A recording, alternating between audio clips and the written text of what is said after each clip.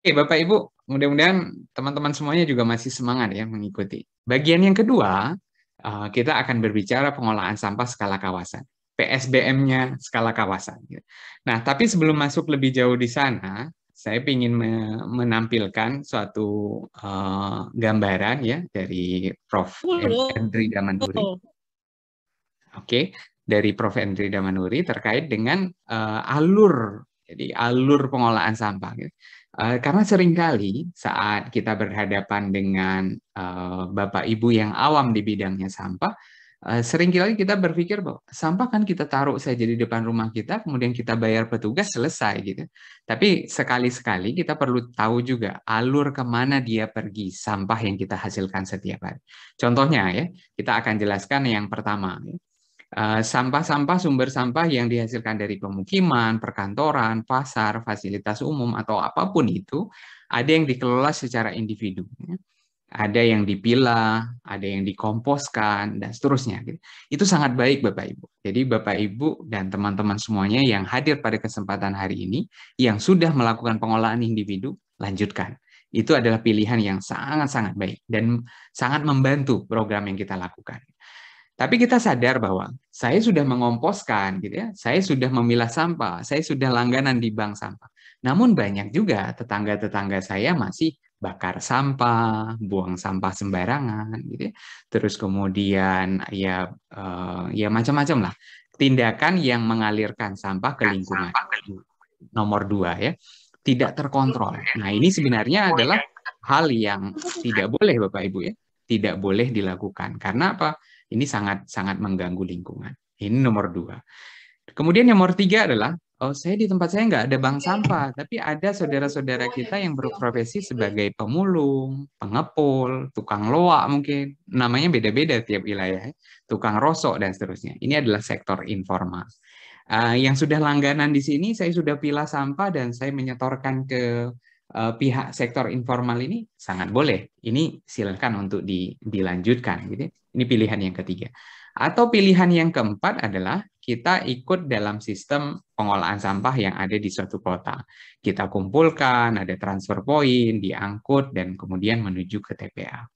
Dan proses ini tentunya panjang, Bapak Ibu. Yang ujung-ujungnya pasti ada ke lingkungan, pasti ya. Semuanya kan akan berdampak kepada lingkungan. Nah, nomor 1, 3, dan 4 ini boleh dilakukan dengan catatan ya, melakukan dengan cara yang benar. Dan skala kawasan adalah yang masuk ke bagian ini. Ya. Ya, jadi materi saya nanti akan masuk ke bagian yang transfer point dengan sistem pengolahan. Nah, kalau melihat alur ini, Bapak Ibu, ya, kalau melihat alur ini, kita bisa lihat bahwa sebenarnya alur yang panjang ini bisa dipotong, gitu ya. Kalau di tahap pengolahan individu di sumber sampah kita sudah bisa maksimalkan, gitu ya. Sudah memilah sampah dan seterusnya. Jadi sudah dikelola di tahap sumber itu sebenarnya sudah mengurangi beban yang ada. Gitu. Oh, saya cuma milah sampah sajalah, sederhana banget, pasti tidak berdampak. Nggak seperti itu. Jadi kita harus pede juga bahwa apa yang kita lakukan bisa membawa dampak yang besar. Oke, Bapak Ibu, kita akan lanjut di bagian yang ini ya, di bagian yang kawasan. Apa yang kawasan ini? Saya coba angkat salah satu modelnya adalah TPS 3R. Walaupun banyak model yang lain. Tapi karena ini adalah pengolahan sampah berbasis masyarakat, saya akan masuk ke tempat pengolahan sampah berbasis 3R.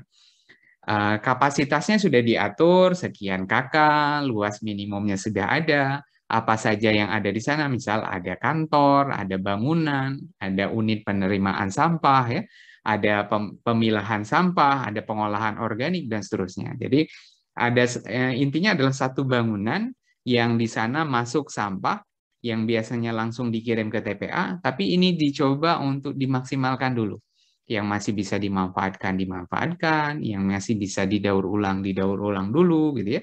Dibuat kompos, dimasukkan ke industri daur ulang dan seterusnya.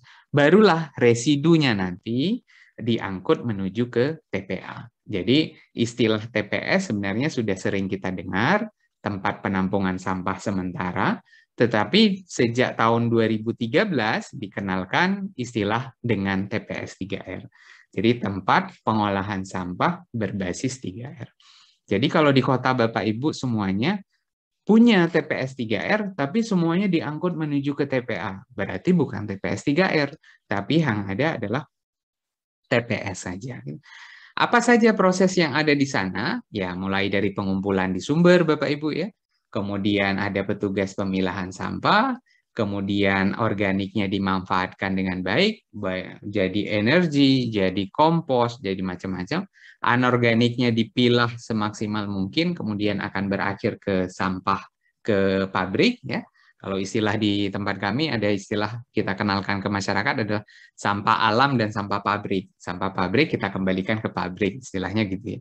Kemudian barulah yang tidak mampu dikelola oleh TPS 3R ini disebut sebagai residu dan akan dikirim menuju ke TPA.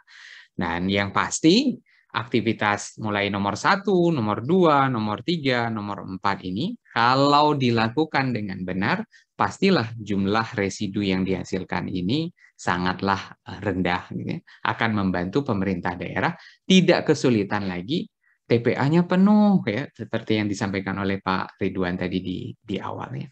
Nah, bagaimana desainnya? Pastilah kalau kita berbicara teknik lingkungan ada bagian-bagian perencanaan ya. Kita harus mendesain berbagai macam fasilitas yang ada.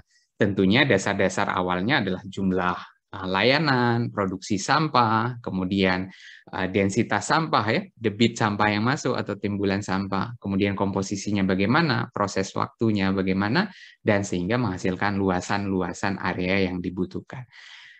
Namun jangan khawatir Bapak Ibu karena ini sudah ada juknisnya semua, jadi sudah dibangun, terus kemudian kita tinggal mengoperasionalkan saja. Tugas akademisi mungkin memanfaatkan masyarakat supaya bisa berkolaborasi. Ini bisa jalan dan bisa berdampak terhadap lingkungan kita.